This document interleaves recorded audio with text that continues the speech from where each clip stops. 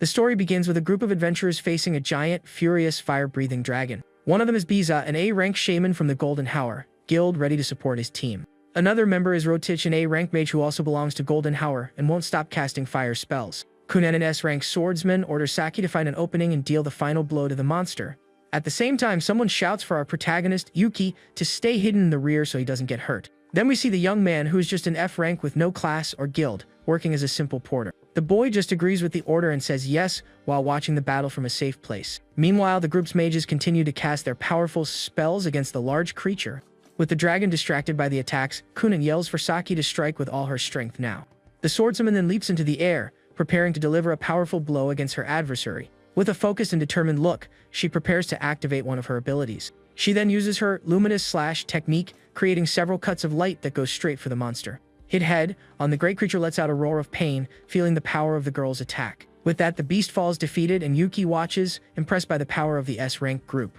The protagonist is amazed, thinking about how they managed to defeat a dragon so easily. It's explained that decades have passed since dungeons appeared, and adventurers have been fighting monsters. As a result, many abandoned or unknown dungeons end up getting out of control and becoming a problem. Furthermore, many adventurers hunt only for money and don't bother to truly clear the dungeons. That's why only a small group of heroes understands the danger and leads expeditions to complete the missions. Suddenly, someone grabs the protagonist's shoulder from behind, leaving the boy completely surprised. It was the shaman who grabbed him, and now he's shouting, demanding a recovery potion. Startled, our hero apologizes and quickly searches for the item in his large backpack. With a mocking smile, Rotich says that unlike the boy, he is risking his life out there. Biza then complains that he can't believe a weakling like Yuki came, even if he is an acquaintance of Saki's. He continues, saying the young man is the worst kind of newbie, slow and with almost no mana, which makes the boy sad. At that, the leader, Kunan, tells the two to stop talking because that dungeon is estimated to be S rank. With a serious look, he states that this is no place for them to be making jokes. The two then apologize, and the leader turns to give an order to our protagonist, Yuki. He says that if the boy is also a member of the group, he must immediately do what he was told. The young porter just nods and responds with a yes, wearing a nervous expression. After the lecture, the group of adventurers continues to advance through the dangerous dungeon. Yuki then reflects that a moment ago, he didn't have the mindset of a true adventurer. The boy blames himself for getting too excited seeing the heroes power up close and getting distracted. He thinks this was a great learning experience, but there's still a problem. The protagonist recognizes that their power levels are too far apart, as he doesn't even have a class. Even so, he promises that one day he will become an adventurer like them, but Saki calls out to him. The girl warns him, saying that getting distracted during an adventure is forbidden and asks him to be careful. She adds that she doesn't want to lose anyone else from her family, and the boy says he understands. Yuki then remembers a bad feeling that he never wants to feel again. With that, a memory from 2 years ago comes to the boy's mind about the collapse of a district. The tragedy was caused by a dungeon outbreak, and the news said survival was unlikely. In a hospital room, young Yuki and Saki were watching the news about the disaster on television. It's revealed that the two grew up together in an orphanage and had many happy memories there. They dreamed of being adventurers, and that's why they left the orphanage to pursue their dreams. But the place they called home, where they could always return, was taken from them. Not just their home, but also all the dear people who lived in the orphanage with them. A dungeon disaster destroyed everything in a terrible fire, taking away everything they loved. Back in the present, the protagonist affirms with determination that he will prevent tragedies no matter what. At that moment, a small one-eyed monster stealthily appears behind Yuki without anyone noticing.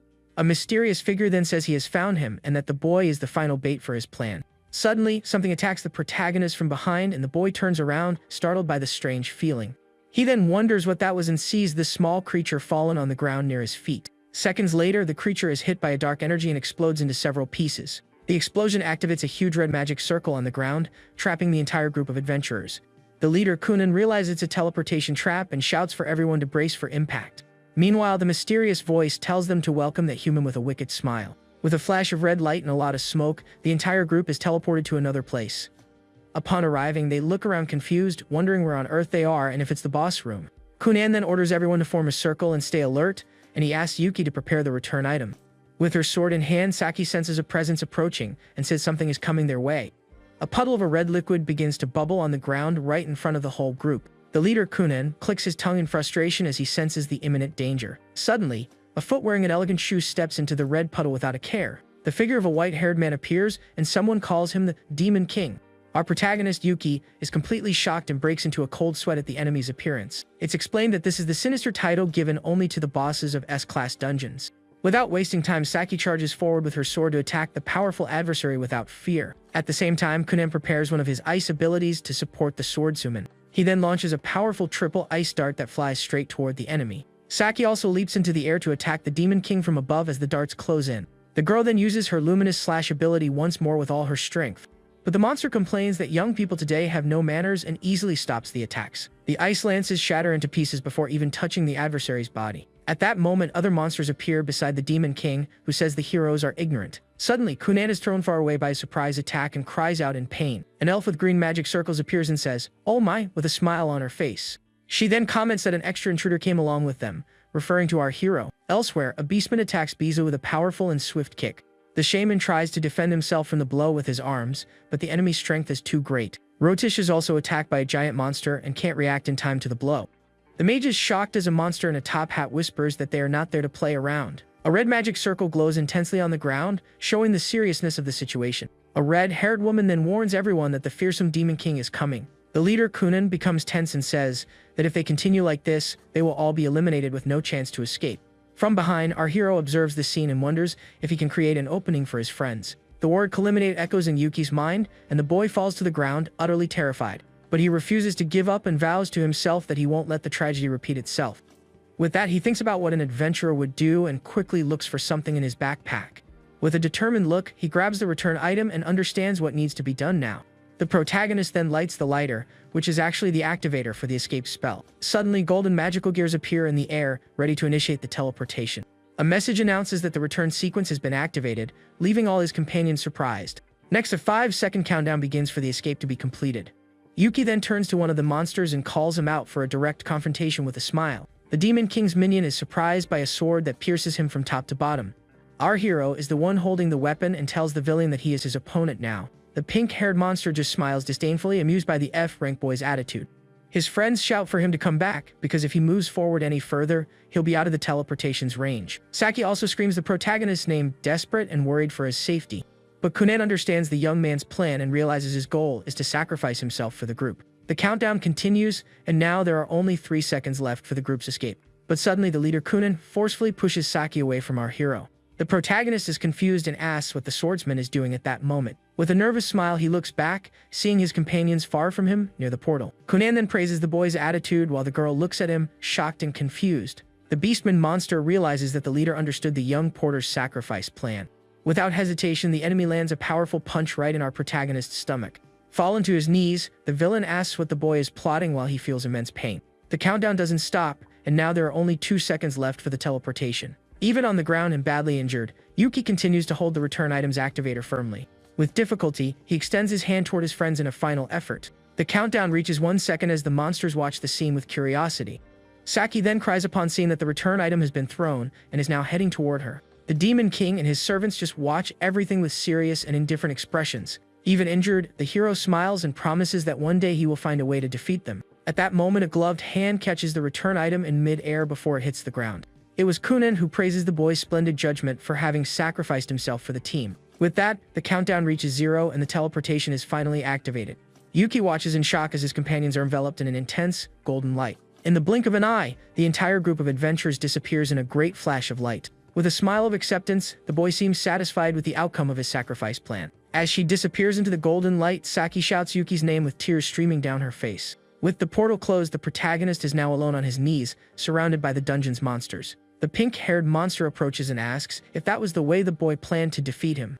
With blood in his mouth, Yuki confirms and says that unlike him, all his friends are high-level heroes. He adds that if they return alive one day, they will surely be able to clear that dungeon. Despite his confidence, the young man feels guilty for having to leave Saki alone again. The villain then lets out a loud laugh, finding it funny that the boy would throw away his life for the future of humans. He praises the boy's madness, saying that it is truly magnificent and impressive. With a smile on his lips, the monster then calls Yuki a human and proposes an unexpected deal. Surprised by the proposal, the protagonist questions what kind of deal the enemy wants to make with him. With his sharp teeth showing, the pink-haired villain just confirms with the word yes. He then reveals that the proposal is for the boy to join them to clear other dungeons. The young man is shocked and shouts, asking why monsters would want to clear dungeons like heroes. The villain explains that they are constantly exposed to crises because of the humans' clearings. The protagonist then realizes that this is the version of the story told from the monster's side. The enemy continues, saying that if humans didn't enter the dungeons, they wouldn't harm them. But instead, their sacrifices only increase every day, like the dragon that was defeated. The boy remembers that the dungeon was estimated to be S rank and dangerous since the investigation. To protect themselves, they need to strengthen the dungeon, and for that, they must clear other bosses and obtain mana. The monster says he cannot allow the tragedies of his subordinates to be repeated anymore. Shocked, our protagonist repeats the word tragedy, not understanding what he means. With that, the boy realizes the villain is like him and asks if he will sacrifice other dungeons. The enemy then confirms that if it's for his subordinates, he will do anything because it's natural. Yuki then agrees, thinking of his family and that if it were for them, he would even give his life. The young man then asks if the monster can swear he will send the humans back if he gets strong. The villain explains that if they are strong enough, the humans will simply stop coming. The boy says he can trust him, but the enemy warns that if he doesn't believe, they will all perish. He adds that he will take many humans with them if that happens in the future. Yuki thinks that if he lets them loose, many sacrifices will occur until his friends defeat them. At that moment, the image of the orphanage in flames comes back to haunt our hero's mind. With that, he understands that this is the only chance to prevent that tragedy from happening again. With his head down, the protagonist finally agrees and says he will cooperate with the villain's plan. He then shakes the monster's hand, sealing the deal between them with a determined look. But the boy shouts that he's not doing this for them, but to protect human beings. The enemy smiles, satisfied with the young man's decision, while his minions watch the scene. With that, the monster declares that from that day on, the protagonist is their collaborator. Yuki then asks if someone like him, without even a class, can really help with anything. The villain holds the boy's hand and says that this is the most important part of it all. He reveals that the monster tamer class can only be chosen by someone with no class. The monsters say the boy is lucky and that they will make good use of an incompetent human like him. But the protagonist says he won't let them do as they please because he will be the one to tame the monsters. The villain then calmly repeats that the monsters will make good use of the boy who was once incompetent. He explains that to go to other dungeons, they need to be summoned, which is why a tamer is necessary. The first condition to become a tamer is to have an empty class column, like our heroes. The second condition is that a contract with a monster is mandatory to get the new class. There are 3 methods to make the contract: fight and defeat, understand, or connect with the creature. The villain holds the protagonist's hand, who curiously asks what the third and final method would be. With a smile on his face, the enemy answers that the last way to make the contract is by force. A red energy then flows from the villain to the boy, forcing the contract and making him cry out in pain. The boy screams in pain, complaining that it hurts, as a strange mark appears on his hand. With wide eyes, the young man stares at his hand, feeling a strange and unexpected connection. Suddenly, a screen appears, and the enemy reveals that he can now see clearly through the boy's eyes. The hero realizes that all his actions are being watched, and that they plan for the chance of betrayal. With the mark on his hand, he understands that he can no longer ask for help from anyone else.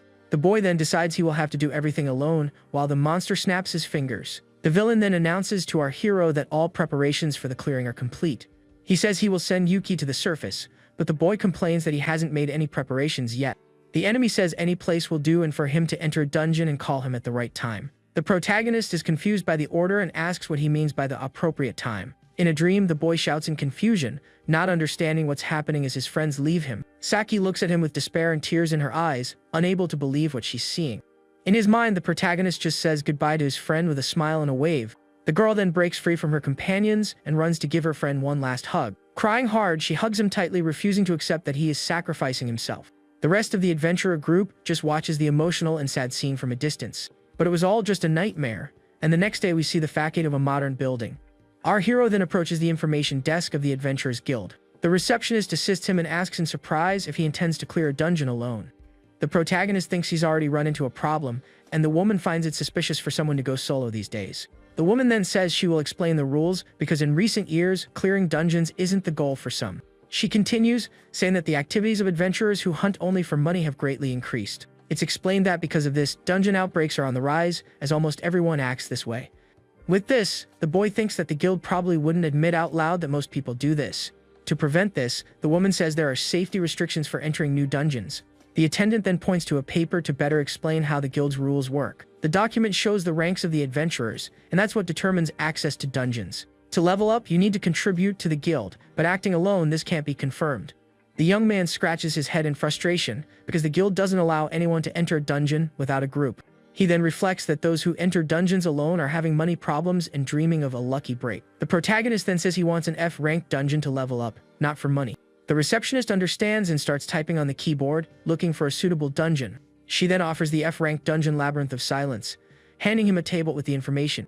The place is a beginner's dungeon with few monsters, and he is guided to the location's entrance. After arriving at the entrance, the guide unlocks the gate's padlock so the boy can finally enter. With the path clear, the guide then tells our hero to proceed with clearing the dungeon. The young man then thinks that even with the strict security, there's only an emergency button here. Suddenly, the monster's voice echoes in his mind, asking what an abandoned dungeon is. Startled, the protagonist wonders if this direct communication in his head is one of the villain's abilities.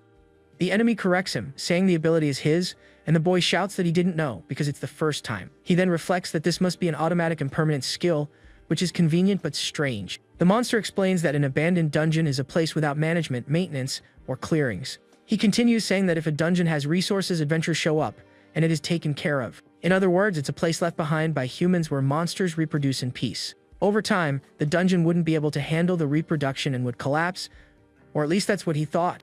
Walking through the place, he notices there are no monsters, and the voice in his head complains that it's bored. The boy then wonders if it's possible for a dungeon, even a weak one, to be so empty. Suddenly, a violent tremor begins, and the young man wonders in fear what is happening.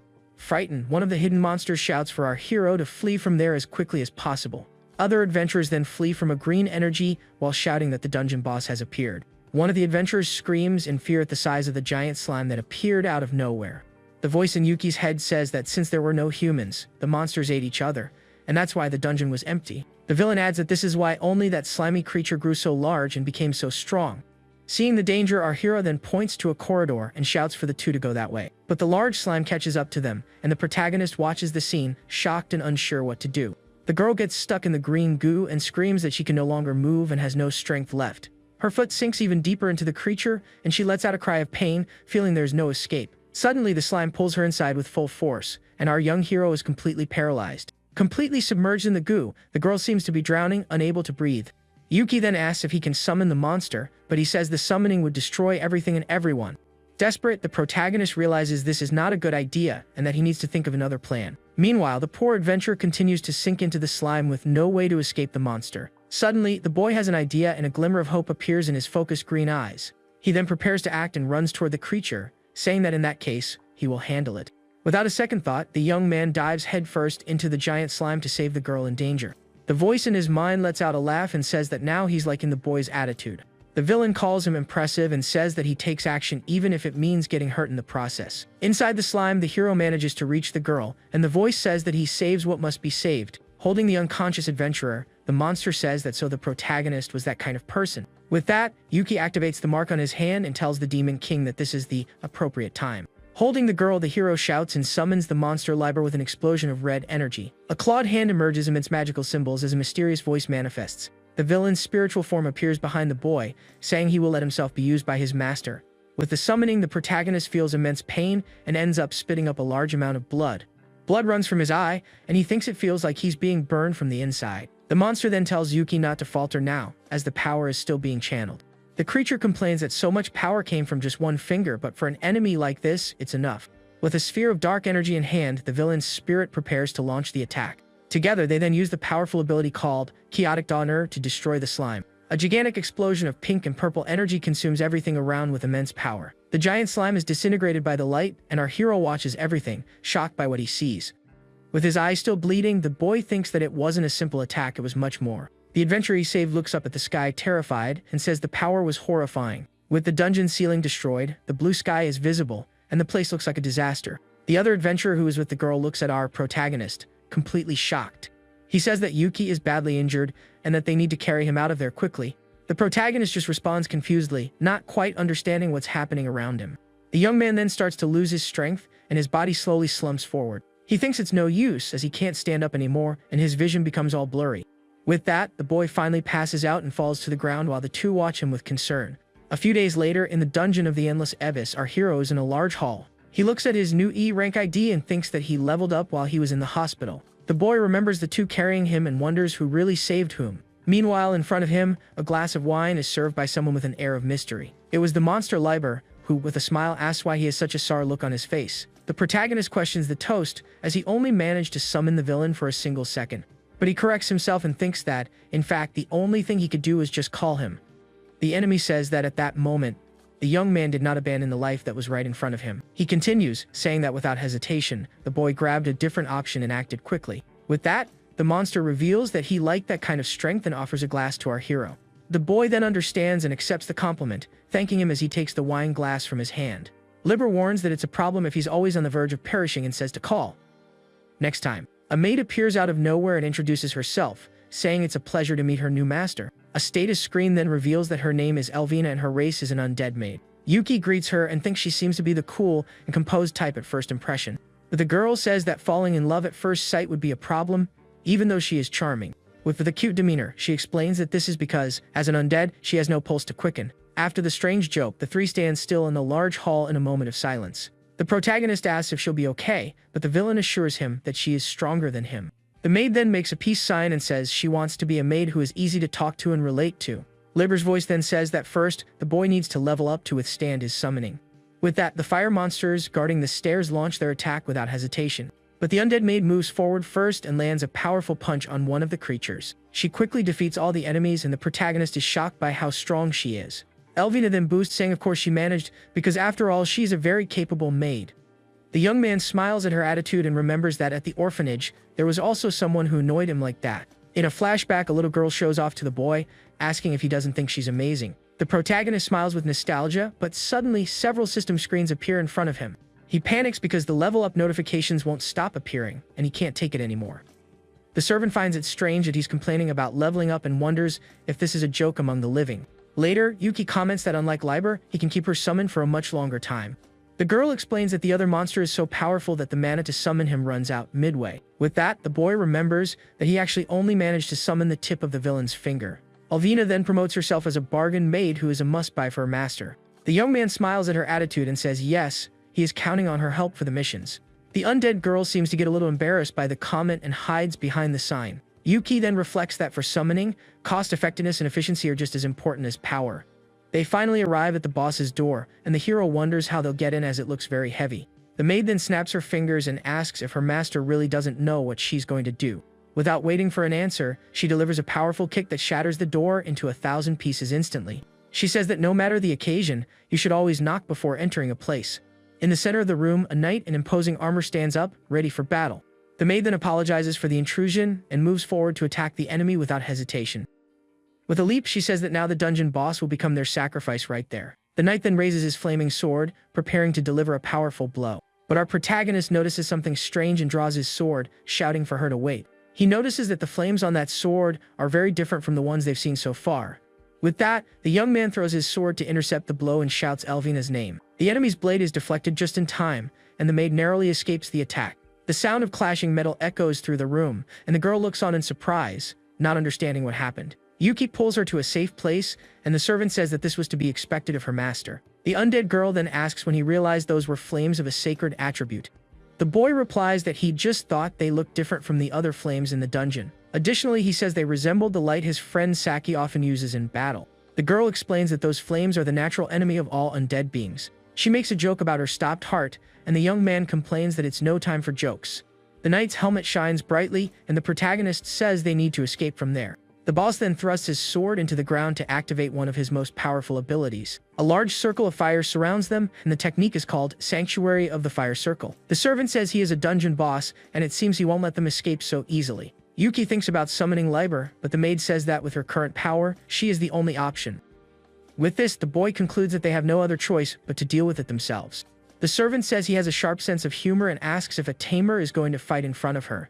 The young man confirms and says yes, because after all, the two of them are battle partners. With a smile, the girl agrees with him and says he's right about them being a duo. She then says for them to fight together and prepares for combat with her fists clenched. The protagonist also gets ready and says he will show her the results of his level ups. The undead girl then turns to the enemy with a serious look and says that if necessary, she will act.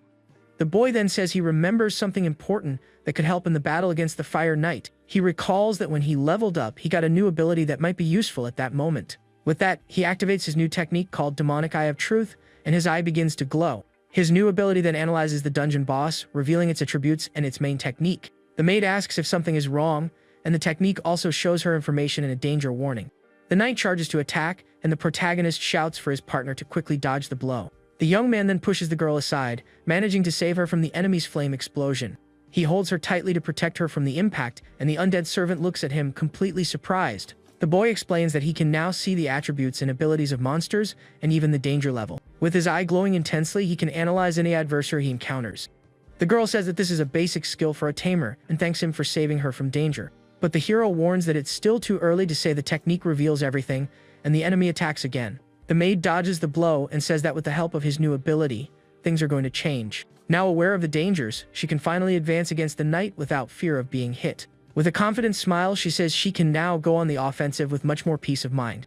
She then lands a powerful punch right on the chest of the enemy's armor, but it seems to have no effect. The protagonist is shocked by the result of that last attack and covers his mouth with his hand. He then warns his partner that it's no use, because her attacks aren't dealing any damage. Using his ability again, the boy says he saw something and that it's actually a fire monster.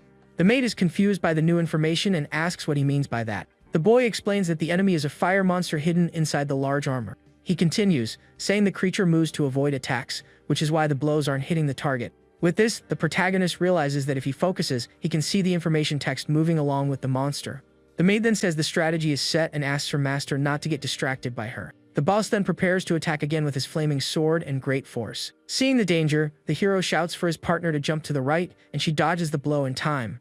He continues to give precise orders to the servant, who manages to dodge all of the knight's attacks. With a leap, the girl manages to escape another charge that came from below with great speed.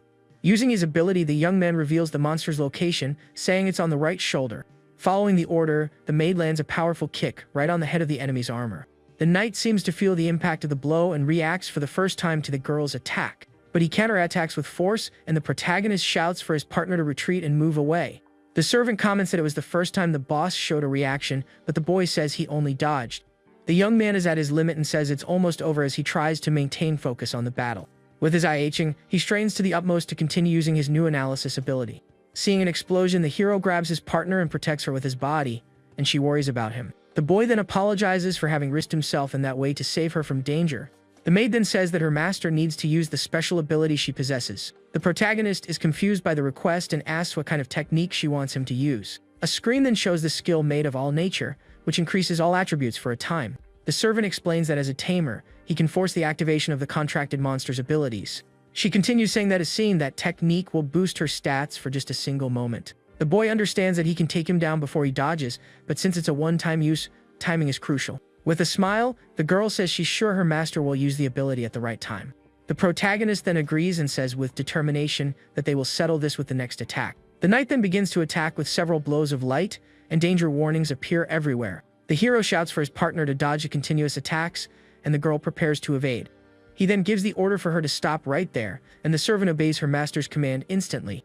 The young man continues shouting for her to slide to the left, and the girl dodges another blow. Suddenly, a light attack heads toward our hero, who can't react in time to the blow. The boy ends up getting grazed and cries out in pain, while the maid watches everything from a distance. Even injured, he gets up and tells her not to worry about him and to focus only on the battle. He then shouts for his partner to jump to the left, and the servant dodges another attack from the boss. With that, the boy finally activates the ability, and the mark on his hand glows intensely with power. With her stats boosted, the girl leaps into the air and lands a powerful kick right on the enemy's head. The blow is so strong that it creates a large crater in the ground and defeats the knight once and for all.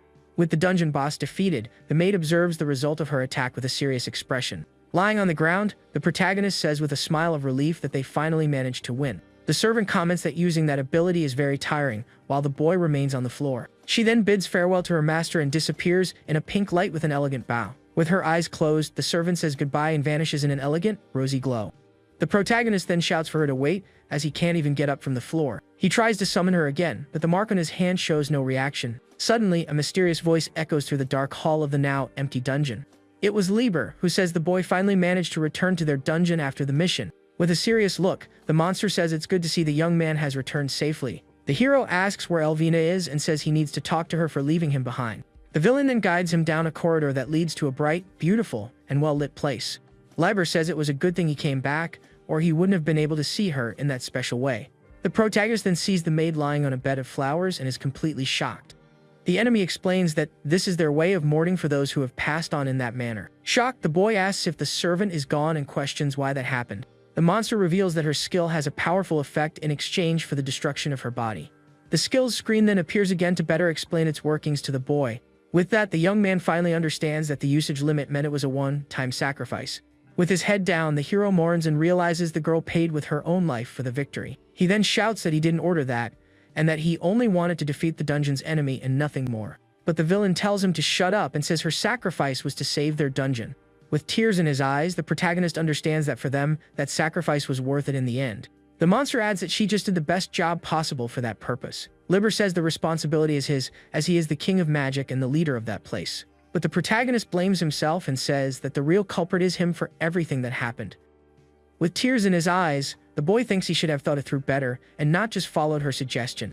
He remembers that he couldn't fight until the end, and that it's his fault for being so weak. Crying, he once again blames himself for being weak and not being able to protect her until the end. With that, the monster promises he will make him stronger until he can summon him in battle. The young man then gets up and asks if there is any tamer skill that can revive the maid. The villain replies that there isn't, as tamers only use and consume monsters, they don't fix them. A tear runs down the hero's face, who is completely devastated by the terrible news. Suddenly, a new servant appears and tells Liber that it's not nice to be so mean. The newcomer's name is May, and she says everyone should have already reached a conclusion on the matter. But she adds that the boy wasn't included in the discussion, so it wasn't really everyone. The protagonist then uses his ability and realizes she is one of the Demon King's executives. His analysis reveals she has holy magic and a resurrection skill with certain conditions. With this, our hero is completely shocked by the discovery and what it could mean. The new maid then asks with a smile if he wants to know how to revive his departed friend. With eyes full of hope, the young man asks if his partner can really come back to life. He points to May and shouts that with her ability, Elvina can finally be resurrected. The girl winks and says that since he saw her skill, there's no need to explain how it works. But the boy says he can only see the effect, that there are conditions for the resurrection. The monster says that if the skill is newly awakened, that's what he can see, and asks May to explain. With that, the girl formally introduces herself, saying she is the head maid, named Me. She continues, saying she takes care of everyone in the dungeon, being the group's support and resurrection. The protagonist then repeats the words support and resurrection, completely focused on that. The servant asks if the human is there to eliminate them like they did to the dragon in the image. She reveals that she is an insurance for the worst-case scenario, and that she resurrects those who perish so the dungeon doesn't end. Our hero then gets excited, but the girl reminds him that he himself saw that there are conditions. First, she explains that the ability uses a tremendous amount of mana, being very inefficient. The maid gives the example that if she were to take him down and then revive him, the cost would be enormous. She adds that to revive a human, she would need enough mana to create a dungeon floor. With this, the boy reflects and wonders what the cost would be to bring Elvina back to life. The servant replies with a serious look that their dungeon would become significantly smaller. The protagonist thinks that if the dungeon shrinks in size, it would be much easier for others to conquer. The servant confirms and says that's why one of her companions was against the idea of using their own mana. With this, the boy has an idea and asks if they can't gather the unused mana over time. Mai explains that the second condition is that the person's mana needs to be on site for the resurrection to happen. She adds that Elvina's mana will disappear in 10 days, and that's why they need more energy from somewhere else. With a smile, the girl confirms yes, and our hero remains confused about her plan to resolve the situation. The maid then reveals that she was thinking of having the humans themselves help them with this task. With a smile, she adds that the humans would have to clear a much larger dungeon to get the mana. The boy finally understands that if they steal mana from other dungeons, the resurrection can be done without problems. Liber then says that this is one of the objectives, but the dungeons they've cleared so far aren't enough. Yuki wonders how much mana is needed, and the servant says she knows nothing about the human adventurer's ranks. She reveals that she suggested they conquer a large dungeon, but all the other monsters got angry at the idea. The villain says he cannot expose the plan that Elvina protected with her life to mortal danger once again. With a clenched fist, our hero then offers to undertake the dangerous and difficult mission alone. The monster says this is reckless and that without a plan, the boy would end up like his former battle partner. The young man agrees but says that if this is the only way to save her, he has to try even if it's risky. With a determined look, he states that he simply cannot choose any other path to follow now. The boy then faces the villain and reminds him of the contract the two made at the beginning of their whole journey. With a tear in his eye, Liber agrees, but it seems he has something more to say to the young hero. A drop of blood falls on the grass, and the villain says that in that case, he will do what is necessary to help. With that, the Demon King summons one of his minions and tells him to train our protagonist. Yuki then recognizes the man in the suit and remembers that he fought against Saki at the beginning of the adventure. The servant calls him Viento and says that with the boy's current strength, many sacrifices will be inevitable. With a serious and worried look, the monster Liber just nods his head and says he understands. He then entrusts the young man to his minion for the next 7 days, and the butler accepts the order at once. Without wasting time, the new trainer turns and tells our hero to follow him for the training. The boy then agrees and runs after him while Liber and May watch the two walk away.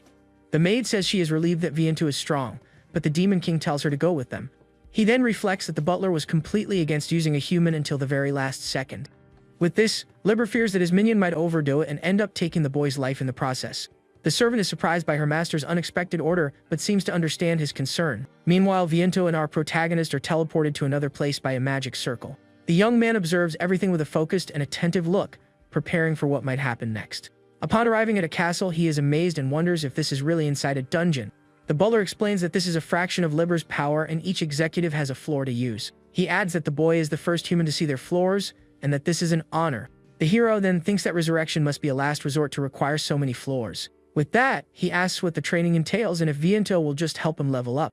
The trainer explains that leveling up is the act of taking mana from monsters and mixing it into oneself. The protagonist understands that adventurers cause damage to the dungeon just by fighting and stealing its mana. The butler explains that the contract with Liber prevents him from leveling up since he already shares the dungeon's mana.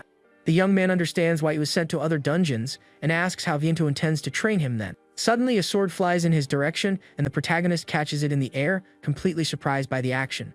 With the new weapon in hand, he thinks the training is just about improving his battle equipment. But Vienna says there is much to teach, as the boy has built nothing useful for himself up to that point. He adds that the young man possesses no strength, knowledge, or talent, and therefore has nothing in his favor. Startled, our hero shouts and asks why the butler is doing all this so suddenly. The trainer explains that if he wants to save Alvina, he needs to build the strength and skills he lacks. Surrounded by an aura of power, Vienna says the boy needs to build absolutely everything to get strong. The protagonist defends himself from a blow and thinks he won't have time if he stops to think because the enemy is too fast. The butler then says that if he can't even keep up with his movements, he can't entrust his fate to him. With that, Yuki realizes that his opponent's intention is to really fight seriously without holding back. Vienta then announces that he himself will make the judgment to decide if the boy is worthy to continue the plan. He adds that his decision will be for the best for the dungeon and especially for Lord Liber. The young man then understands that for the butler, it would make no difference if he ended up perishing there. The challenge is set, and now the hero needs to survive for 3 hours to master his new sword. With that, the training begins and the two face off in a fierce and very intense sword battle. With a determined look, the protagonist shouts that he will come back to life with the will to perish if necessary. Suddenly, a skill screen appears in his eye, which begins to glow with a powerful golden light. With that, he activates his magic eye of truth to analyze the enemy while Viento prepares an attack. The screen reveals the butler's ability, which is called Blued Flower Blade of the Water Attribute. The protagonist realizes that any blow is fatal and wonders if the power difference is too great. With that, he understands that if he can't defend, he needs to move to where he can't see the danger. Vienta then advances and asks mockingly if that is the only ability the boy can use. Without hesitation, the trainer attacks with his purple sword in a powerful blow that goes straight for the young man. The butler kicks him away and says his judgment is slow and that he only thinks after being blocked. He adds that fighting that way is the same as asking to be easily defeated. Our hero tries to defend himself from the fast attacks, but the enemy is much stronger and more experienced than him. With the danger alert in his eye, the boy tries his best not to get hit by the blows. Even so, he doesn't give up and prepares to try a new strategy with the butler's next attack. With that, the protagonist advances with his sword glowing blue, ready to counterattack with everything. But the trainer easily blocks the blow and says that forcing the offensive won't change the outcome. In the blink of an eye, the butler uses a swift attack that throws the young man far away with no chance of defense. Lying on the ground, the protagonist spits up blood and realizes how great the power difference between them is. The trainer observes him with a serious look and seems to be analyzing the boy's progress in the battle. Even injured, the hero gets up, and Vienda says his movements have improved a bit since the beginning. The boy then reveals that he saw the sword's movements and the most efficient way to defend against the blows. He shouts that his eye can understand how a monster moves and not just see the enemy's stats. The butler seems surprised and says it appears the young man isn't just watching the battle happen. Even so, he states with a serious look that it's still not enough to defeat him. Vieno says their physiques are different, and therefore the boy has no chance against his attacks. He continues, saying that even the strength of his arms with the sword doesn't compare to the young man's. The protagonist is shocked to realize the butler was holding back the entire time in the battle. With that, the trainer throws him back and says their battle experience is also incomparable. The young man feels his body is at its limit, and the danger signs in his vision only increase with each second. But he realizes the worst part is that the butler didn't use magic and won only with his impressive swordsmanship. Even so, the boy doesn't give up and charges forward with all he has, shouting that he can still reach him somehow. The trainer is impressed by his spirit and wonders if it's courage or just recklessness. With a serious look, he decides to test the boy's determination with a new, much more powerful attack. Suddenly, the butler activates one of his abilities, and a dark, red aura completely surrounds him. The hero's vision fills with danger alerts, and he can no longer see anything clearly. He understands that if he doesn't identify the attack, he will perish, and that he doesn't need the danger information. What he needs now is information about the technique, and for that, he must shift the focus of his vision. With that, the protagonist concentrates to obtain the information that will save his life from the blow. He then ignores the alerts, and the screen reveals the skills description, which explains how it works. The blued flower blade technique turns blood into blades and repeatedly attacks the target. Even injured, the young man now understands how the ability works and prepares for the impact of the blow. With that, a large explosion of red energy consumes everything around with overwhelming power. The butler then observes the result of the attack with an expression of surprise and curiosity on his face. Lying in the rubble, the protagonist is badly injured but seems to have survived the blow somehow. The protagonist suddenly wakes up in a soft bed and is confused, not understanding what happened. Sitting in an armchair, Vienna watches him and asks if the boy has finally awakened from his slumber. The butler then gets up and, with a serious look, tells our hero to follow him to another place. The young man remembers the attack and thinks he surely managed to steal the ability at the last moment. He then realizes he has no injuries, and Vienna reveals that May healed him before he passed out. The trainer comments that although it was a crude imitation, the boy's action was bold. He adds that trying to steal his technique at the last second was something impressive to see. With that, the butler admits he is now a little more interested in seeing how far the boy can go. He then warns that from now on, the serious training will begin, leaving the young man confused. Without giving any more explanations, the trainer opens a large door, revealing what's on the other side. The place is full of monsters, and Vienna says that as a start, our hero will face all of them. The protagonist is completely shocked and breaks into a cold sweat at the number of enemies to fight. The butler says the number is high but asks the boy to deal with them and show his power. With a smile, the young man wields his sword and thinks he never imagined he would get used to this. With his eye glowing, he prepares for battle, saying he's already gotten used to an expected demise. Days later, we see the hero in a suit, and he wonders why on earth he is in this situation. It turns out he's serving tea to a goblin and a bat monster while looking bored. Vienna explains that a first-class swordsman wastes no movements in his daily actions. He says that a butler's work allows for not even a moment of distraction or the tremor of a finger. The trainer adds that the young man needs to learn to use his whole body and also his high. The boy asks if it's about his ability, and Vienna explains that skills grow with use. The butler points to several monsters and tells the young man to read what each of them desires there. With a determined smile, the hero says he will first observe his movements to learn. Then Vienna demonstrates how to serve the tea perfectly without spilling a single drop. He fully concentrates on the task, showing impeccable and elegant posture. With a professional air, the butler shows the result of his precise and efficient movements. The protagonist then tries to imitate him and balances a stack of plates with a confident smile. But suddenly, the plates fall and shatter into 1,000 pieces, leaving the boy completely shocked. While cleaning up the mess, he thinks that even by observing, it's hard to do it with his own body. With this, he understands that just imitating doesn't work and that he needs to adapt everything to his own style. On the second day, one of the monsters asks if he's the guy that the newcomer Lord Vint took a liking to. The red creature then approaches our hero with a curious and interested look. With a smile, he says that this means the boy must be very strong to have caught his attention. The young man replies that he's in the process of getting stronger, but the monster suddenly interrupts him. Without warning, the creature lands a powerful punch on him and shouts that then he will train him himself. Lying on the ground, the hero thinks he will compensate for his lack of stamina by using his ability. With his eye glowing intensely, he prepares to dodge the red monster's attacks. The protagonist observes Vince and the other monster's movements to analyze the situation. With that, he prepares to test his new combat strategy against the adversary. After the training, the boy seems to have evolved and now faces his challenges with more confidence. On the fourth day of training, our hero faces a purple lizard monster that seems to be cold. His ability reveals that the creature has the chilled status effect and he needs to deal with it. With that, he covers it with his shirt, thinking he needs to analyze, predict, and move to deal with everyone. With a smile, the young man then asks if the monster wants him to bring something hot to drink. The creature is happy, and the protagonist realizes that monsters are diverse and different from humans. While serving tea to the creature, he begins to better understand the purpose of that training. The Into watches from afar, and the boy finally understands why he chose that type of training. Reaching the sixth day, a cute bat appears flying, and his ability says it's hungry. With a plate of food, he says all he needs to do is predict the movements and act accordingly. But suddenly, the creature attacks him and bites his neck hard, leaving the boy surprised. The monster's skill is vampirism, and the young man falls to the ground, completely drained after the attack. On the seventh day, the protagonist already looks like a master and serves the tea with impressive skill. The cup is served perfectly, without trembling or spilling a single drop, showing his evolution. With a confident smile and a clenched fist, the hero asks his master what he thought. Vienna tastes the tea and says the flavor and words were bad, but his posture was approved. During those 7 days, the cycle was from battle to tea, a party, and back to battle.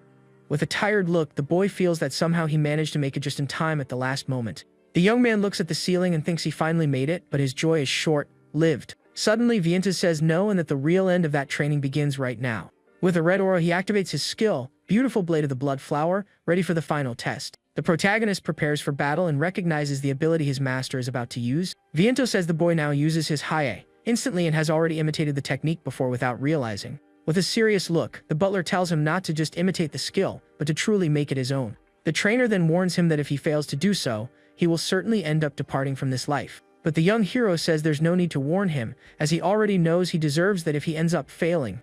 With his eye glowing intensely, he then focuses all his attention on analyzing his opponent. The skill's description appears, and the boy says he can now see it in much more detail than before.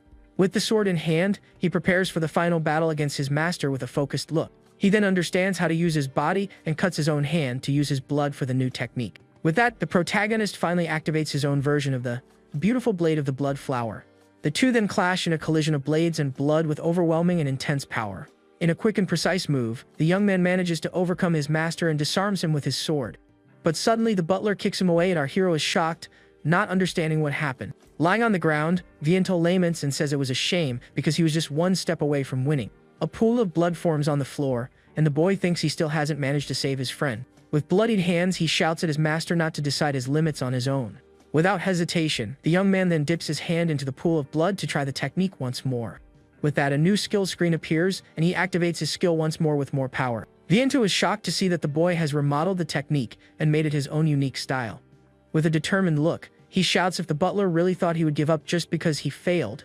The protagonist shouts that this is a battle of quantity and attacks Vint with everything he has now. With a great flash of light, the boy then launches his most powerful attack against the adversary. He then shouts and asks what the butler thought of his new and powerful battle ability. But Viento stops the blade with his hand and praises the boy, calling him splendid and by his name Yuki. Though exhausted, our hero asks with a serious look what the trainer thought of his attack. The master says he can't use that technique in succession, and the young man seems to agree with him. With his body trembling, the protagonist admits he's already at his limit and can't fight anymore. At that, the boy starts to fall, but Viento catches him before he hits the ground, completely exhausted. The butler says there's still much to teach as he carries him, but a cell phone vibrates on the hall floor. The message on the screen is from Saki and says she found the dungeon exploration he asked for. Elsewhere, the girl looks at some papers and wonders if her friend will be okay on his own. She seems to be in an office and remains worried even though it's a joint operation. The document she holds reveals that the mission is about exploring a B-ranked dungeon. The B-ranked dungeon has a still unknown boss, and a strange blue cross glows in the location. Back in the hall, Yuki tells Liber that tomorrow he will conquer a B-ranked dungeon. With a smile, the Demon King comments that it seems the boy has finally acquired some strength. The butler says his manners are knave, but now he can use a sword a little. The Demon King then asks if an E rank like our hero can really enter a B ranked dungeon. The young man explains that it's not a conquest and that he's going as investigation support, just like a porter. Viento understands that the boy's intention is to conquer the dungeon when he finds an opening. The Demon King then asks which of the monsters he intends to make a new contract with. With a mysterious smile, the protagonist thinks for a bit before giving his final answer. The butler, Viento, stares at him with a serious and slightly surprised expression at the boy's choice. The servant, May, is also shocked by the young man's decision and can't hide her surprise. With wide eyes, Liber then asks if our hero is really serious about that. The next day at the Adventurers Guild, Saki appears and waves at Yuki with a big smile. The blue-haired girl seems very happy to see him again and calls his name with great enthusiasm. Surprised, he asks how she knew he started using a sword, and she just smiles at him. The boy apologizes for the favor, but she says it's alright, as she gets many requests like that one. With a wink, she adds that it actually helps to have someone she knows around. At that moment, another adventurer approaches and calls for Lady Saki in a very lively tone. A group of 3 men tells them to hurry up, and the leader asks who our hero is. Yuki wonders if they are members of the group, but the girl quickly says they are not, in any way. She explains that they are volunteers who accepted a request from the guild and were not invited by her. Saki continues, saying they want to rank up by doing low-risk missions with an S ranker. The group's leader then points to the boy and asks if he's an A rank for being with her. The girl says that Yuki is an E rank, and he confirms it, asking if that's some kind of problem. The adventurer then laughs and shouts that our protagonist is weaker than all of them. The group protests, saying an E rank will be a burden, and that she should take the 3 B rankers with her. But she ignores them and comments to the young man that he has already conquered 2 dungeons alone, right? Our hero thinks that technically, he didn't conquer the dungeons alone since he had help from the monsters. The other adventurers mock him, saying that no one of a low rank makes dungeon conquests like that. Their leader complains that he wanted to take advantage of Saki's fame to become an A-rank adventurer quickly. With that, he says that having a solo conqueror there will make it harder for him to be well evaluated by the guild. Saki then interrupts him and says she has told him several times that this is just an investigation mission. With a smile, she then prepares to explain the target of the investigation, which is their dungeon itself. The group then advances to the sealed Cave of Desires, a dungeon estimated to be B rank. She explains that a dungeon's rank is almost always decided by the threat level of its main boss. The protagonist then asks how they can know the threat level of that dungeon's boss. The answer is revealed on an old map, and it's about the complexity of the entire dungeon's structure. The first rule is that the stronger the boss, the more complex and wider the first floor of the location is. She adds that the more floors and tricks the boss has, the more difficult the entire mission will be. According to the data, this is a small dungeon with narrow paths and 2 floors, which is why it's B rank. But she reveals that the problem is that no matter which floor they search, the boss is not found. The boss is so elusive that the investigation request ended up coming to her, even though it's not her area of expertise. Suddenly, a giant worm-like monster emerges from the ground, attacking the group by surprise. The leader of the volunteers shouts that the prey is his and tells no one to touch the monster he's going to hunt. With his axe, he then attacks the creature with a powerful blow that cuts it into several pieces. The adventurer Gato then brags to Saki, saying he defeated the monster splendidly. Saki gets annoyed because taking out monsters is not part of the request, and Yuki thinks being an S rank is tough. Gato then approaches our hero and calls him an E ranker with a mocking and superior tone. He tells the boy not to do anything, because as long as they are there, Lady Saki is completely safe. But suddenly, the adventurer's face contorts into an expression of panic and fear, without understanding anything. A giant stone golem emerges from behind him and stares at him with its intensely glowing yellow eyes. The stone creature then multiplies, and now an army of golems threatens the entire group of heroes. Seeing the dangers, Saki and our protagonist prepare to fight the monsters with serious expressions. The girl then charges forward with her sword and activates one of her abilities to attack the stone enemies. With a focused look, she uses her luminous slash technique once more with all her strength and power. Gaito is shocked by the girl's speed and admits he couldn't even see her attack properly. Saki then says she doesn't need them as combat power and only needs them to investigate the area. Our hero apologizes and says he intended to cut the monster so as not to get in her way during the fight. It turns out the boy cut the golem into pieces with a single, precise, and very powerful blow. Surprised, the girl asks if he happened to synchronize his attack with the exact timing of her strike. The young man nods and says yes, because the battle seemed too difficult for her to fight alone. Saki is impressed, thinking about how he managed to keep up with her movements against an enemy. With a flushed face, she realizes the impact was light because he helped her and that he's stronger than she expected. With a smile, she then praises him and says he wasn't bad at all in that battle against the monsters. Yuki looks at the wall and comments that dungeons are absurd for making monsters come out of nowhere. The adventurer then tells the others to focus on the investigation and leave the fighting to her from now on. Gato gets annoyed and thinks he needs to find the boss room to make a contribution and rank up. Even after 10 hours of exploration and fighting against the stone monsters of the dungeon, the group of adventurers led by Saki continues to search for any important clue. But they find no trace of the boss room, leaving everyone completely frustrated. The blue-haired girl then walks thoughtfully, trying to find a solution to the mystery. She says there is no place that seems to lead to the next floor of that strange dungeon. Suddenly, our protagonist touches a wall and asks what's on the other side. Gato then calls him an E ranker and laughs, saying that as expected he knows nothing about dungeons. He explains that a dungeon is an alternate dimension made of mana and that it's not a real cave. Kicking the wall, he continues, saying that even though it looks like a cave, things are different. The adventurer warns him that if he digs into the wall, he'll just hit a layer of mana and get hurt. With his eye glowing, the young man says that to him. Things don't seem like what he's describing. Gaito is confused and doesn't understand, asking what the boy means by that statement. With his ability activated, he reveals that the wall and the cave are made of the same material as the golems. The analysis shows that the race is a clay golem and its attribute is earth, which shocks everyone there. Saki then understands everything and tells everyone to move away as she activates her luminous slash skill. With a powerful blow, she destroys the wall into 1,000 pieces, revealing a secret passage. Surprised by the discovery, the girl shouts for everyone to enter the hole she just opened. The group then advances through the new, dusty passage filled with rock debris everywhere. With a serious look, the protagonist observes what's on the other side with great attention and curiosity. Everyone is shocked to see a giant golem made of other golems, as if it were a single being. Gato asks in fear what that thing is and can't believe the size of the monster. Saki then reveals that they weren't inside a dungeon the whole time as they thought. In fact, they were inside a giant golem that was pretending to be a dungeon. The adventurer shouts and asks why on earth a monster would do something like that to them. With a serious look, the girl replies that the reason was to deceive the guild's rank assessment. Our protagonist understands that this is the real first floor and that the rank is much higher. The place has a super large scale that gives the illusion of being outside because it's so vast. With this, Saki states that the dungeon is undoubtedly A rank and is close to becoming an S rank. The young man and the girl look at each other, worried about the level of danger they are facing there.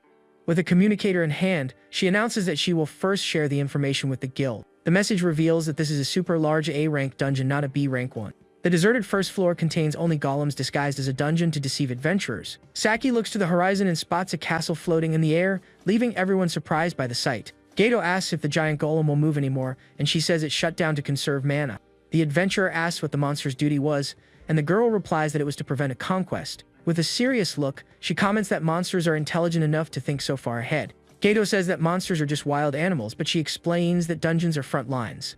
Yuki remembers the monsters from Liber's dungeon and thinks that they have intelligence and strategy. With a thoughtful look, he adds that some of them even have feelings. The blue-haired girl then agrees and says yes, because monsters are not just wild animals. Saki says it's a blessing because they found the danger before it became S-rank and can now attack the boss. With that, she faces the golem and declares that the investigation is over and the dungeon conquest begins. The girl then points to the exit and tells the other adventurers to go back and report everything to the guild. But our hero says he can't go back now and that he will stay to fight alongside his friend. The adventurer then turns to the boy and asks if he is really going with her into battle. With focused eyes, the protagonist faces her, and her image is reflected in his green pupils. With a smile, she asks if he's sure and says she needs someone to carry information. She then points to the young man's chest and states that of everyone there, he is the best choice for the mission. Suddenly, the girl grabs him by the collar of his shirt, leaving the boy completely surprised by her action. With a serious look, she says that this time the two of them are going home together, no matter what. The young man then agrees with his partner and replies that yes, of course they will go back together this time.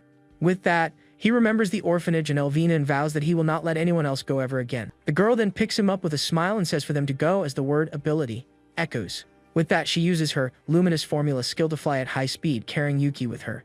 Left behind, the other adventurer is blinded by the light and complains that he can't see anything. With an irritated look, he says he's not going home like that and refuses to give up on the mission. Suddenly, a piece of the golem with a glowing core falls to the ground right in front of the man. With that, Gato uses the item to create a shortcut and shouts that they will take the shortest path. Meanwhile, Saki and our hero arrive in a throne room, and a voice questions them in surprise. A mana explosion occurs, and Yuki wonders if this is the deepest part of the dungeon. A pink crystal creature appears, and our hero asks if she is the boss of this dungeon. She introduces herself as Karat, the jewel golem, and says she will become the most beautiful demon lord. The young man then understands that she was secretly accumulating mana, and the villainess confirms it. With a smile, the enemy says that little by little, she has been polishing her own beauty there. Suddenly, the dungeon boss activates her ability called Karat's Critical Cutter. With that, she charges to attack and shouts for the protagonist to be enchanted by her battle power. But the boy is not shaken and activates his own skill, which is called Demon's Eye. The villainess is surprised because with her technique, she can create several clones and attack at once. The young man realizes the blow is very fast and would be fatal if it hit him head on at that moment. But he remembers his training with Viento and says it's not scary as he blocks the attack. Annoyed, the enemy shouts that it's useless because her body is much harder than the golems he faced. Our hero agrees with her statement as he firmly holds his sword with both hands. With that, he says all he needs to do is create an opening so his partner can attack. With the boss distracted, Saki takes the chance and uses her Luminous Slash ability once more. The blow hits true, and the villainess is shocked to see that the girl managed to scratch her arm. The adventurer then says her body is hard, but that it's certainly not completely unbreakable. The protagonist observes the scene and thinks that just like the golems, S-rank skills are truly absurd. The dungeon boss complains that the blow hurt, but seems to be enjoying the pain she felt. Saki notices that the enemy hasn't lost her composure, and that there's surely something more behind it. With that, the young man warns her not to let her guard down and asks his partner what's next. The girl says she will finish the boss of the combo, and the protagonist agrees with the plan. But the villainess says with a smile that she has already seen their weakness and prepares to counterattack. With that, she activates her skill Karat Colossal Creation and shouts that she has found a weak spot. Our hero realizes she used a lot of mana, but Saki is confused because nothing happened in the hall. Suddenly, the adventurer realizes what is happening and shouts that it can't be, no way. The giant golem regenerates outside, and Gato shouts that the path to the gate has been blocked. The boss then warns that if they don't save the other adventurers, everyone there will end up perishing. Saki understands that she is taking materials from other golems and says their situation is very bad. She thinks they won't make it if they waste time and that taking her eyes off the enemy could be the end. The protagonist then calls his partner and, with a serious look, tells her to go save the others now.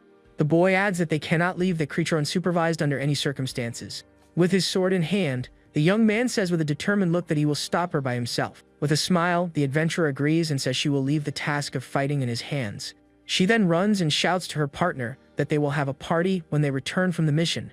The villainess then mocks him and asks if the one who couldn't even scratch her will stay behind as a sacrifice. But the protagonist corrects her and says she's wrong because that is actually called trust. He then remembers Liber and Viento and says his friend also trusted him for that mission. The young man states that their positions are different, but that because they believe in him, he is there.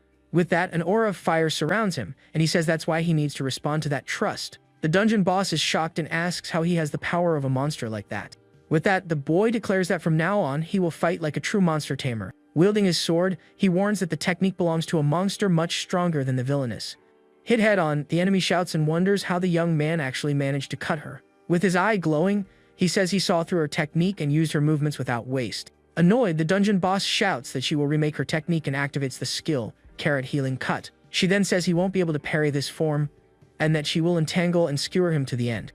The protagonist then challenges her and says that a blade like that will never be able to reach him. The villainess mocks him, saying he's full of openings, and with a smile shouts that she finally got him. The boy attacks her, but the enemy hits him, and he says he let her get his arm on purpose. Shocked by the young man's action, the dungeon boss lets out an awe, not understanding his plan. He then shouts that he will use her own hardness and attacks her with a powerful, direct blow to her body. The villainess realizes the hero has been using her from the beginning to attack and shatters into pieces.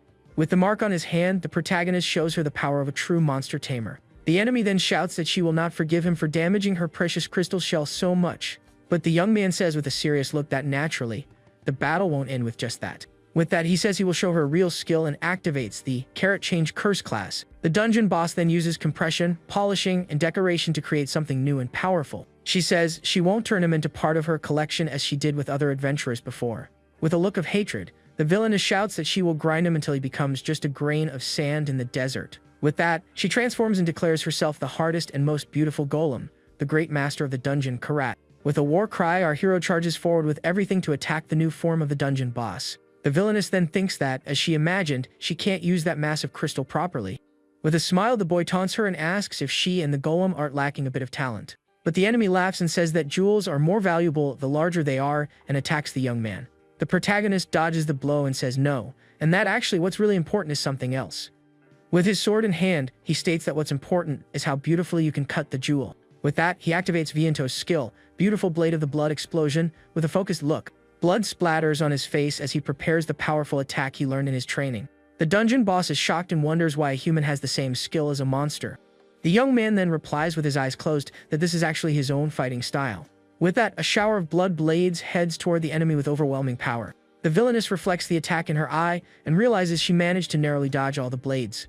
Our hero seems exhausted and says he somehow managed to use the technique in a real battle. But he looks at his hand and says the blood is still too heavy for him to use perfectly. The boy then turns to leave while the defeated enemy crumbles into pieces on the floor. But she regenerates and says she used almost her entire body and that his skill is too powerful. Suddenly, the villainess appears behind him and says it seems the price for that ability was quite high. The young man then blocks the blow and says he had already warned her that he saw through all her movements. With that, he attacks her, but the enemy says it seems our protagonist is also at his limit. In a final effort, the boy uses his blood to create an explosion that destroys the villainess for good. The boy then reveals that his fighting style is his own version of the Beautiful Blade of the Blood flower. The villainess is shocked and asks what he can do with his body in such an injured and tired state. A bloodstain spreads across the young man's shirt, who seems to be at his absolute limit. But the protagonist says that alone, he can do nothing and activates the mark on his hand to summon something. With that, a shadow appears and from it emerges a small cute bat, to everyone's surprise. Suddenly, the small creature spits out all the blood it drank to help its master in battle. In a flashback, Viento and Vent watch the boy preparing to fight with the bat's help. The servant May holds the creature and explains that it can suck blood and use it as a meal substitute. It turns out the skill requires a lot of blood, and if he lets the bat suck beforehand, the chances increase. But the boy can only make a contract with one monster, and his near-departure status puts him in a crisis. With a serious look, the young man says that's why he needs to land the second hit and uses his own blood. Viento then warns him, saying that at that moment, he will surely be close to departing for good. The protagonist says that in other words, he is inducing the opponent's carelessness with his weakness. Vint then praises him, saying he has approached the realm of the strongest vampire that ever existed. The young man remembers the bat drained him during training and says he will make it work a little. With that, the villainess realizes that from the beginning, our hero was aiming for a powerful second attack. The boy says he will return the introduction, and his sword glows with incredible, renewed power. He then declares that he is the monster tamer Yuki, an adventurer who fights using everything he has. The enemy shouts the word, monster, as she is cut in half with no chance to defend against the blow. With a determined look, the protagonist says he uses enemies and allies to win his battles. With the battle finally over, the villainess explodes in an intense light, and several crystal shards fly. With the bat on his shoulder, The boy says he is human but ended up making a contract with a demon lord. A purple aura surrounds him, and he says that is the dungeon's magic and that he feels his eyes burn with the power. With the mark glowing on his hand, he states that this amount of mana should be more than enough. The young man then absorbs all the purple energy with his hand to send it to Liber's dungeon.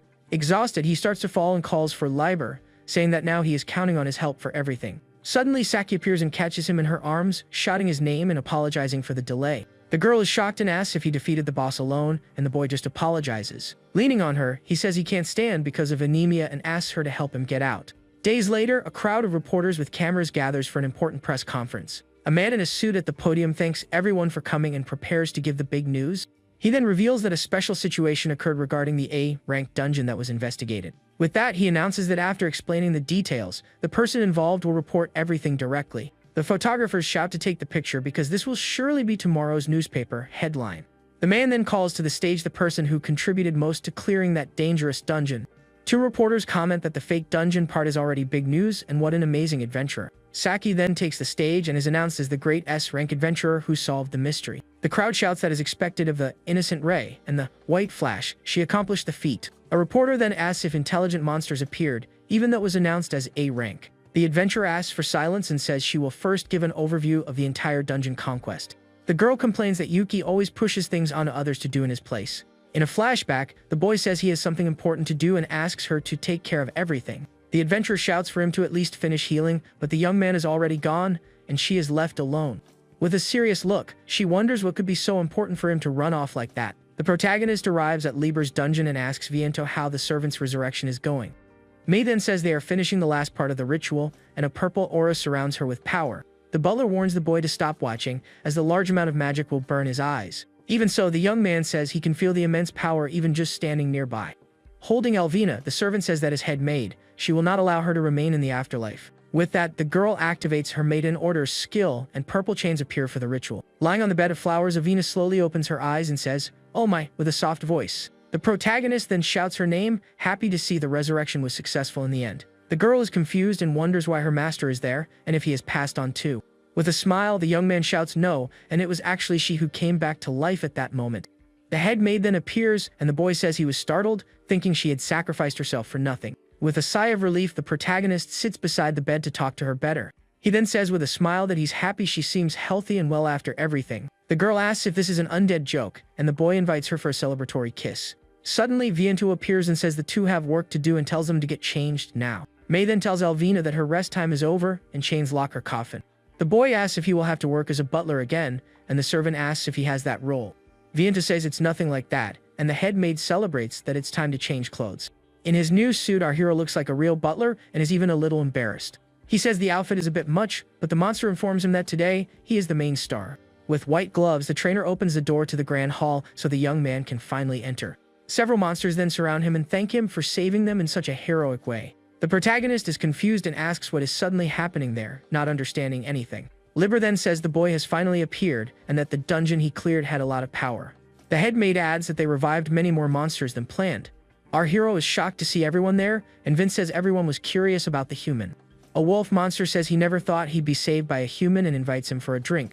Alvina then starts pulling her master and says that would be a problem and that she'll go first. The young man shouts Liber's name as he's being dragged away and doesn't know what to do with the whole situation. With a glass of wine in hand, the Demon King just watches him with a smile and closed eyes. The monster then says that because of the choice he made, all those people were saved in the end.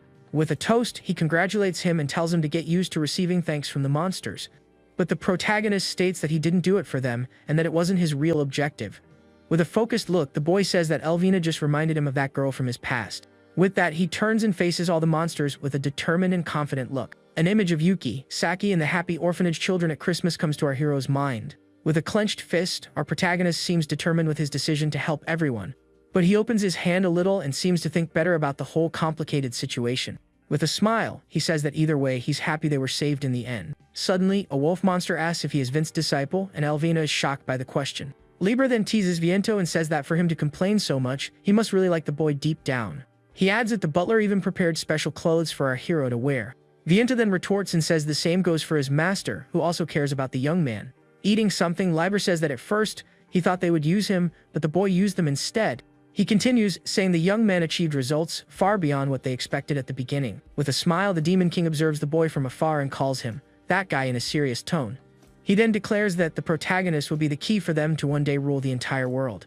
Back at the press conference, Saki asks for the question to be repeated, as she thinks she misheard it the first time. A mysterious hooded man then tells her to hand over the real hero, who cleared the dungeon. With a trembling eye, the girl hears the mysterious man ask for the true conqueror of the place. The man then says with a smile that she is hiding someone very dangerous for some reason. With a covetous look, he points and states that he will take that guy with him no matter what. Meanwhile, at an alley, the mysterious man attacks Gato, and a cell phone beeps on the dark ground.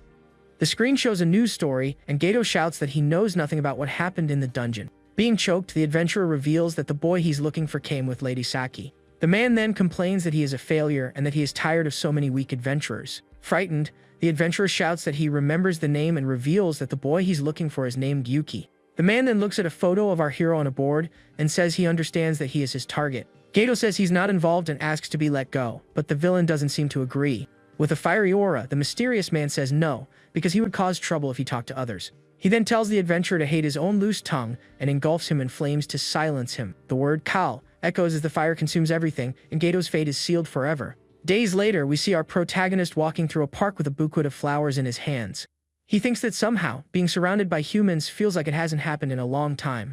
The boy decides to take a break from training in dungeon conquests and not think about monsters today. With a smile, he says that today is the day he will visit all his dear friends. With that, he arrives at a memorial for the Great Collapse, a dungeon tragedy from years ago. The place is dedicated to all those who lost their lives in that terrible and unprecedented disaster. He then remembers the people from the orphanage and thinks that many things to report have piled up. With a smile, the young man reflects on becoming an adventurer, clearing dungeons and training with a sword. With a focused look, the boy seems to be waiting for someone to arrive at that important location. Suddenly, he realizes someone is there and turns around, thinking it might be his friend Saki. But it was actually the mysterious hooded man who says he has been waiting for Yuki the whole time. With a smile, he introduces himself as Zapper, an A-rank adventurer, and says they are in the same line of work.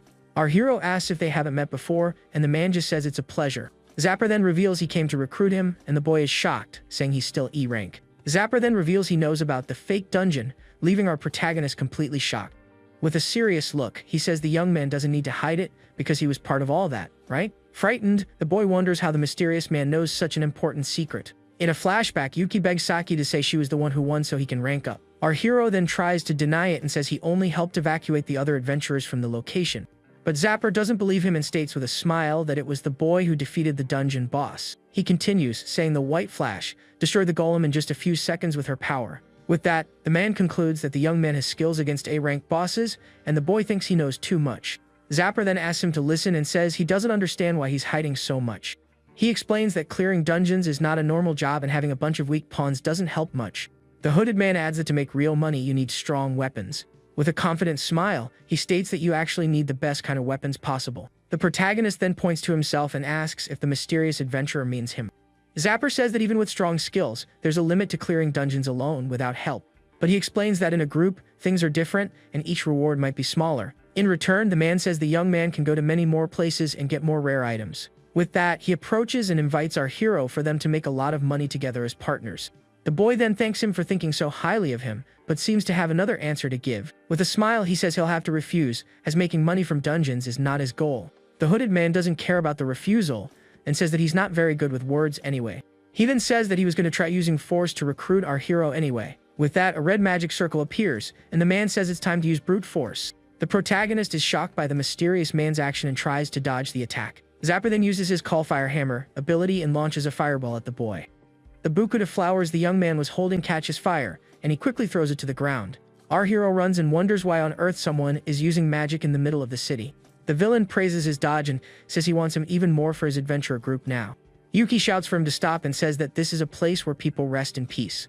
The man agrees that using magic on the surface is illegal but doesn't seem to care about the rule. He says that refusing his offer is much worse and uses the Callstone Bend skill to trap him. Trapped by the chains, the boy shouts that he can't move and that he can't use his skills. Zapper says he is strong against monsters but has no experience fighting against other people. The villain then grabs the young man's face with his hand and the word, Kal, echoes once more. With his face covered in ice, our protagonist uses the Ice Bend technique to defend himself. The man says he is the opposite of him and that he was made for clearing dungeons, not for fighting. With a powerful punch, he says that's exactly why he wants him and attacks the young man with everything. Lying on the ground, the villain threatens him and says he will follow him into every dungeon and do the same. He adds that he calls himself the skill killer and that no adventurer can stop him. Our hero then curses the hooded man while being held tightly, unable to react. With a wicked smile, the villain says he will wait for a yes before he ends up departing for good. The bird flowers on the park grounds symbolize the unexpected violence of that encounter. In Liber's dungeon, the Demon King moves a chess piece and says someone is trying to steal his pawn. With a serious look, he adds that the mysterious man's attitude was very rude to him. Our hero says the servant can buy some time, but he needs to come up with some kind of escape plan. Viento then asks why he didn't bring his sword, and the boy says it was his day off in the city. But the young man admits that even with the sword, he thinks he would still lose to Zapper in battle. Liber reminds him that he is a monster tamer and can use others to fight in his place. With that, he tells the boy to use the monsters who are good with magic to counterattack.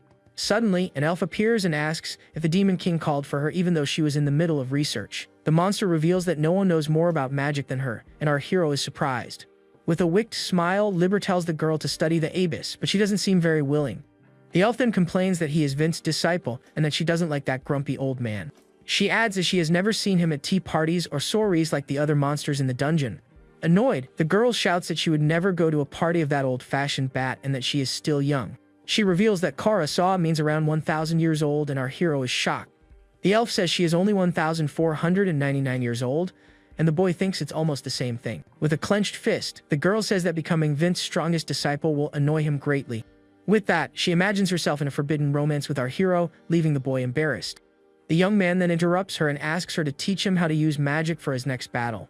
The elf agrees and says it sounds fun and that developing magic needs stimulation after all. In a giant library, the boy asks if all those books are about magic and is shocked. The elf says there are more and that almost her entire floor in the dungeon is composed of spell books. She calls him Disciple Number 1 and says that deep down, he doesn't understand what magic really is. With that, the girl asks the first question and wants to know the difference between magic and skills. Our hero then reflects on the question and tries to find a logical answer for it.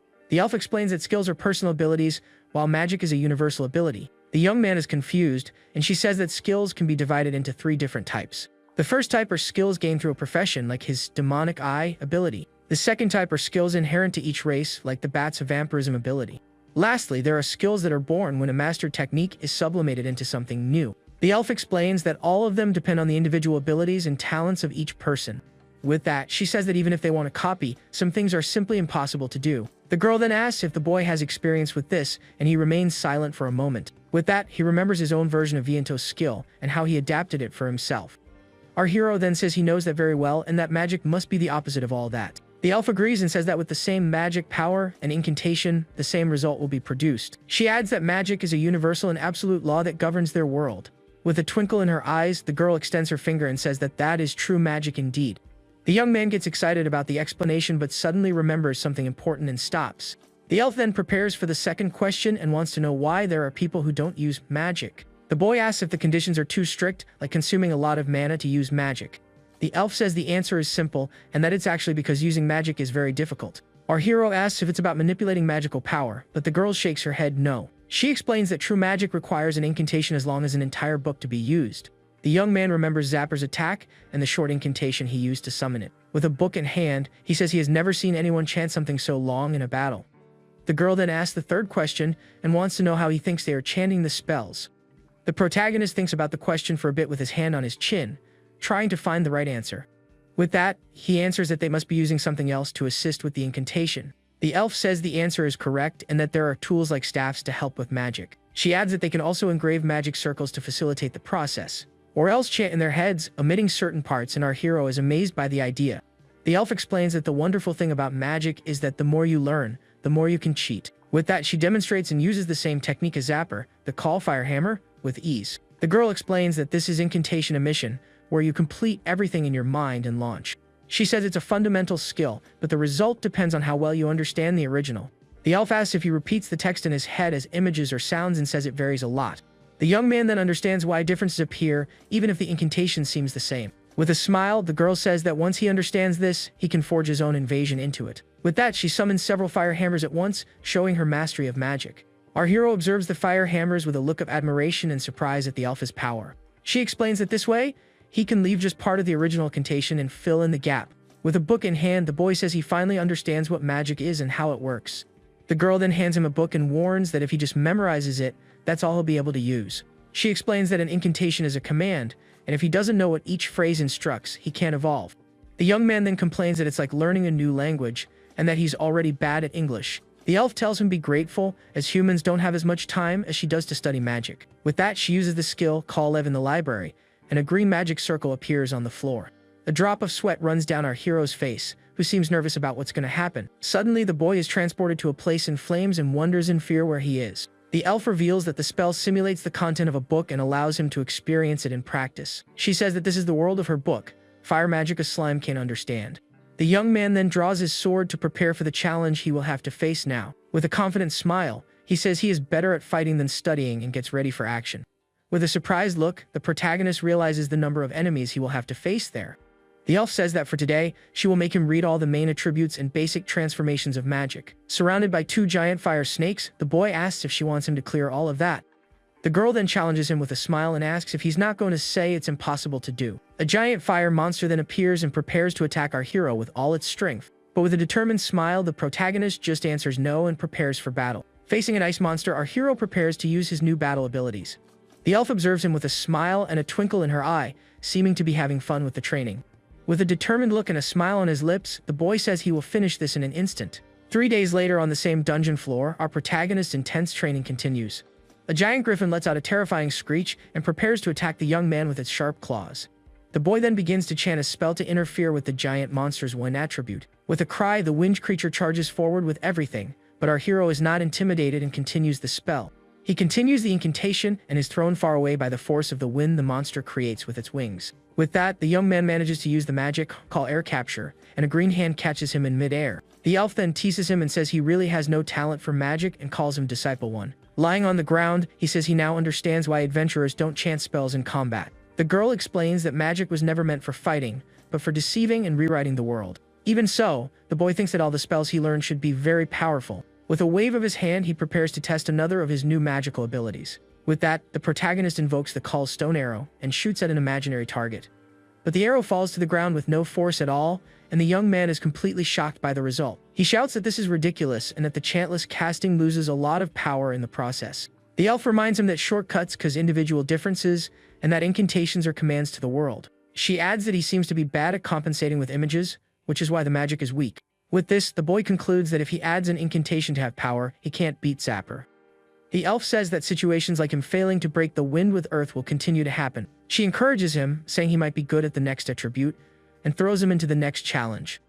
The young man then runs and thinks that maybe he'll find an attribute he's good at, but there's still a problem. He wonders if Zapper even has a weak attribute that he can exploit in battle against him. Meanwhile, at a camp, Zapper and his group are gathered around a campfire at night. He is shocked to learn that Yuki is diving into an S-rank dungeon on his own.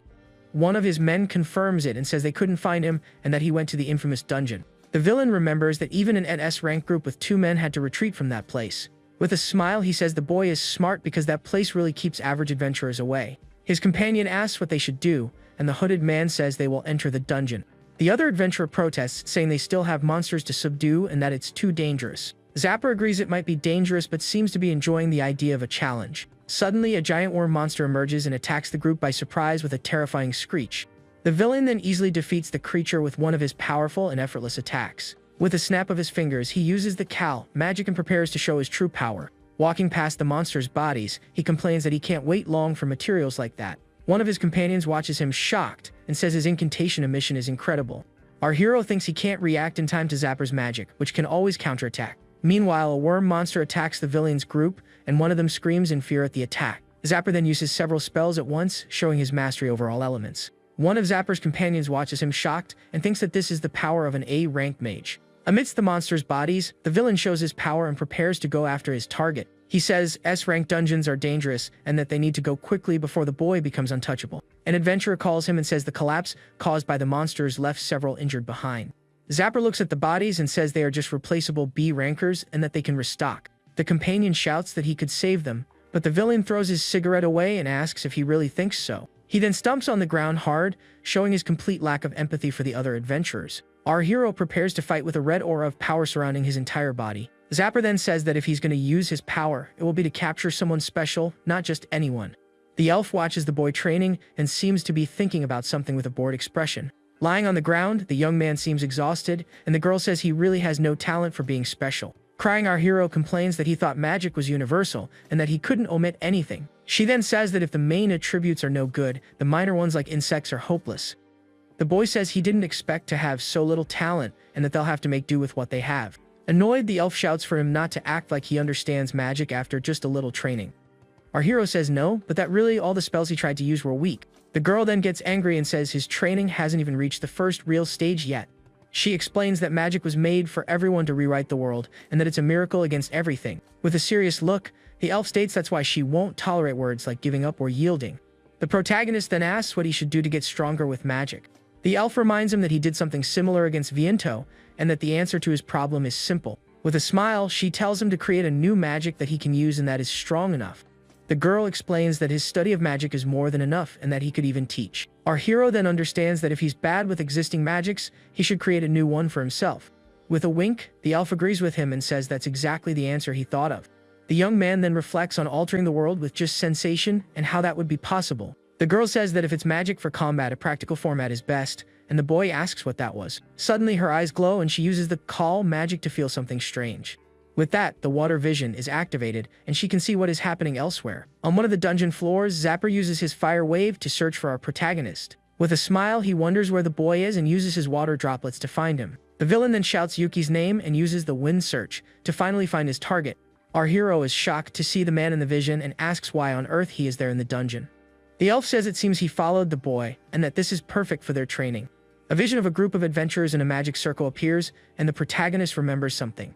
With a shocked look, he shouts that this is like that time, and prepares for what's next. Suddenly, he is teleported and thinks that, as he imagined, this was a teleportation magic. The young man then realizes he is on a floor he doesn't know, and the villain also appears, surprised. The elf then tells him to handle the situation using magic and not summoning as usual. She explains that the opposite of activating magic with an incantation is affecting mana with just sensation. Zapper says that, as he thought, the boy was actually hiding his power the whole time. With a smile, the villain then asks what his answer is to his recruitment proposal.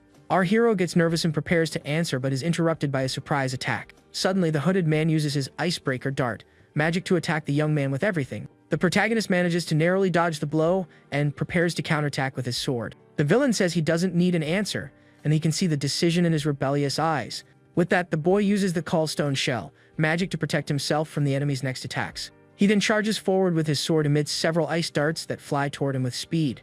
Zapper then praises him, saying he has the aptitude of a swordsman and is not fazed by his magic. Suddenly, a puddle of mud appears on the ground and seems to be moving toward our hero. The call mud bend magic then traps the young man's legs, who is shocked and unable to move.